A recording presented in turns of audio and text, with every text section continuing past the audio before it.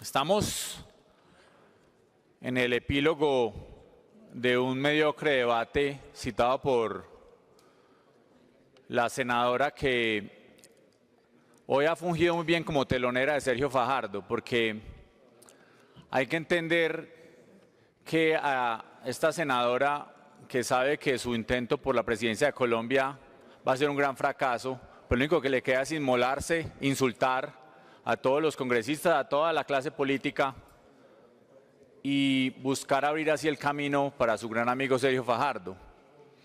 Y evidentemente en ese espectáculo, en ese show que ha hecho hoy, mencionó a Luis Alfredo Ramos, y yo tengo que hacer una defensa muy clara porque es evidente que ella no suele leer ni suele estar enterada de muchos de los temas del país. Es importante entonces que la telonera de Fajardo y los colombianos sepan muy bien unas realidades del proceso de Luis Alfredo Ramos.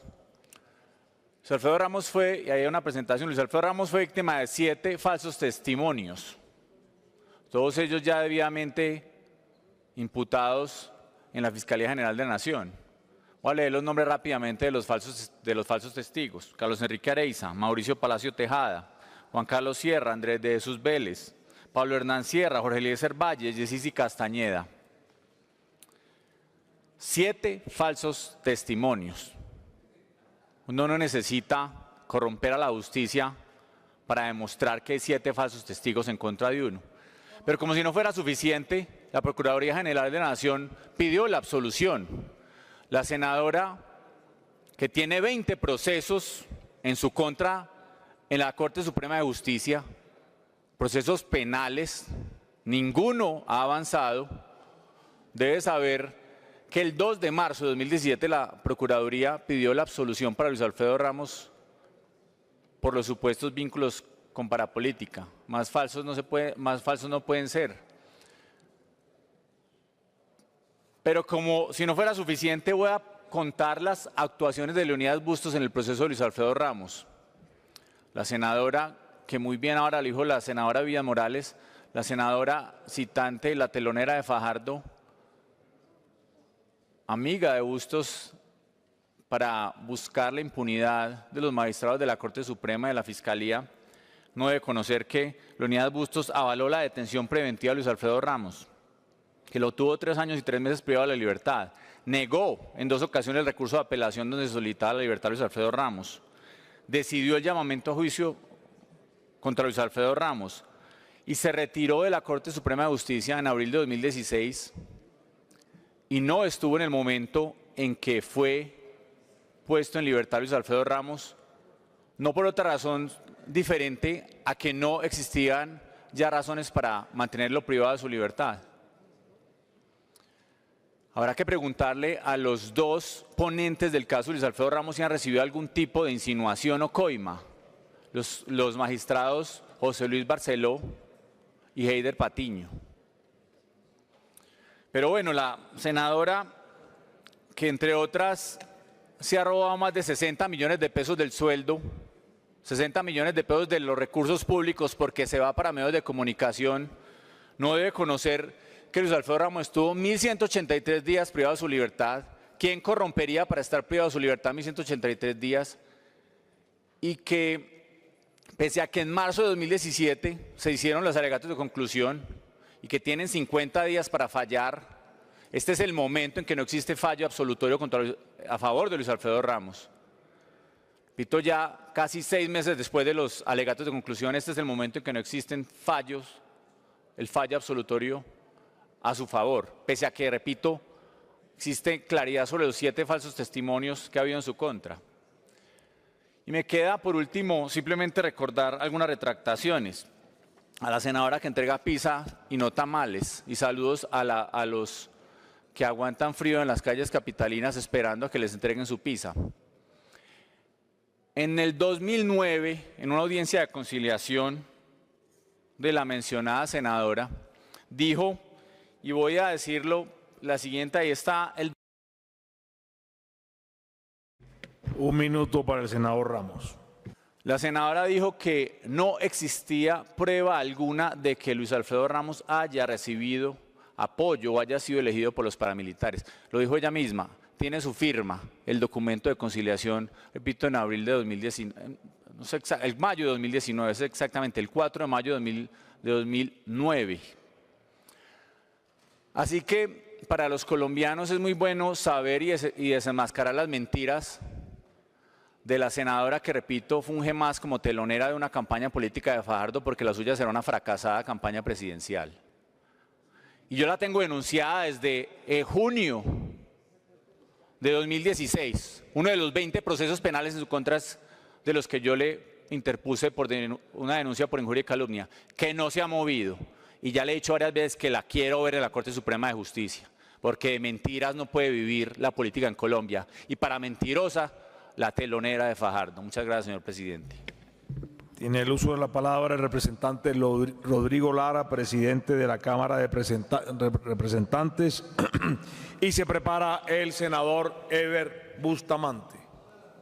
Gracias, presidente. Bueno, la verdad yo traía, pues, en la cabeza una intervención para un tema totalmente distinto, para un debate de fondo y no para el grotesco espectáculo que presenciaron hoy los colombianos.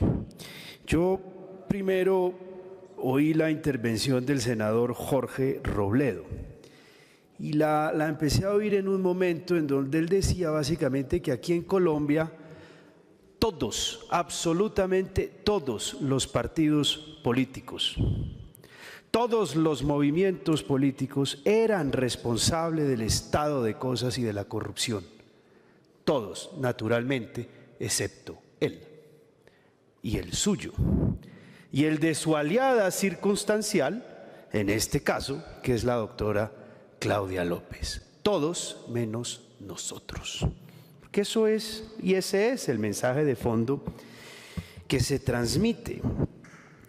Y todos aquellos que no estén con nosotros son por ende objeto de un debate cuyo propósito es estigmatizarlos, lanzarles insultos, que fue lo que observé además en la intervención siguiente de Claudia, y todo en el marco, o todo más bien, con odio visceral. Tal vez fue lo que más me impresionó. En el fondo no fue un debate, fue una forma de evacuar odios, fue un desfogue de odios.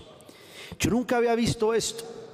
Dijo Jorge Robledo que si Vargas hubiera perdido en las elecciones de 2014, no sería nadie en la política.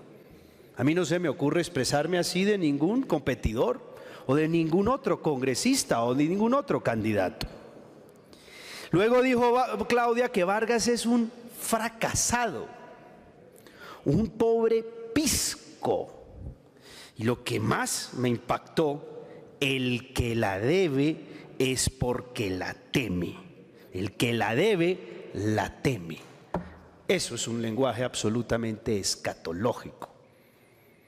Eso se ve en las películas de inframundo.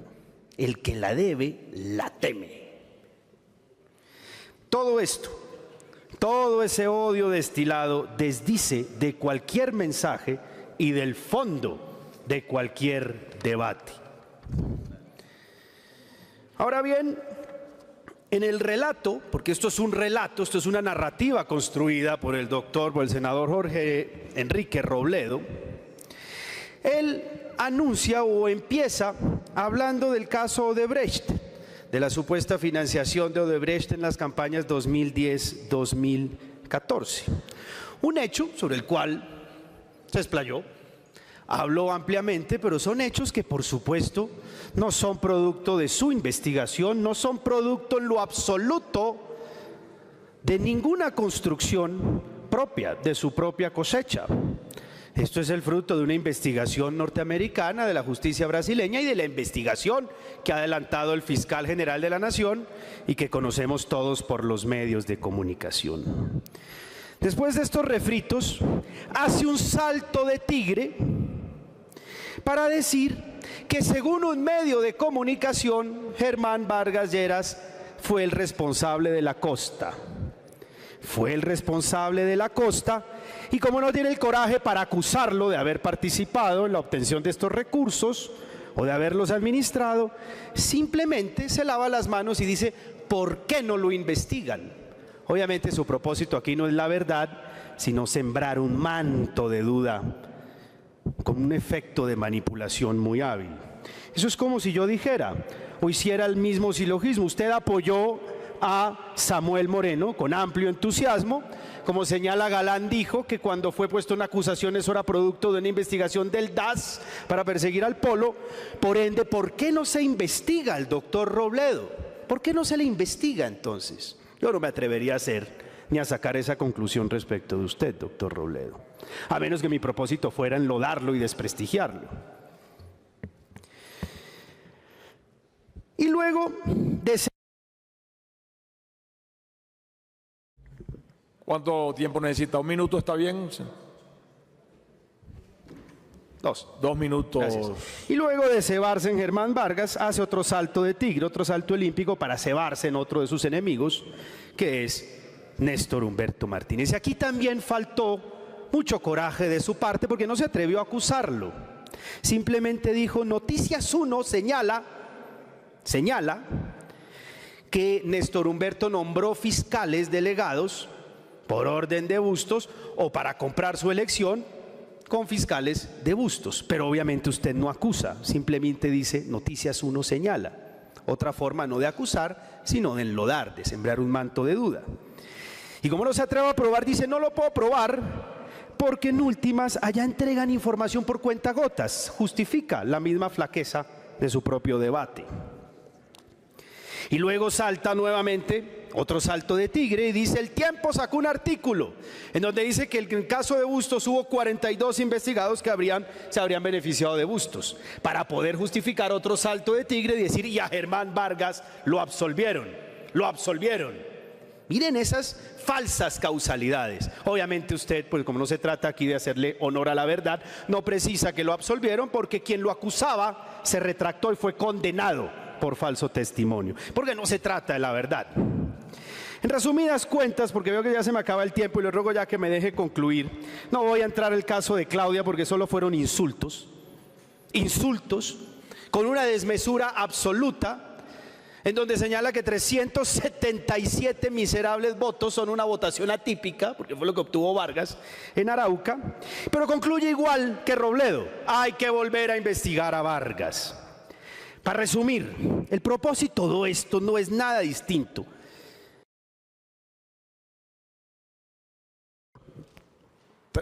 30 segundos. Usar a un competidor electoral y camuflar, por supuesto, sus culpas y excesos. Esto es un relato cuyo propósito es buscar una explicación a hechos que en sí son independientes. Odebrecht para política y corrupción judicial. Pero usted busca explicarlos, resumirlos en un modo hecho con una lógica aparente, inflexible, a una misma causalidad elemental y poderosa. Una misma causalidad elemental que es su competidor político que no está acá para defenderse. Y es una lógica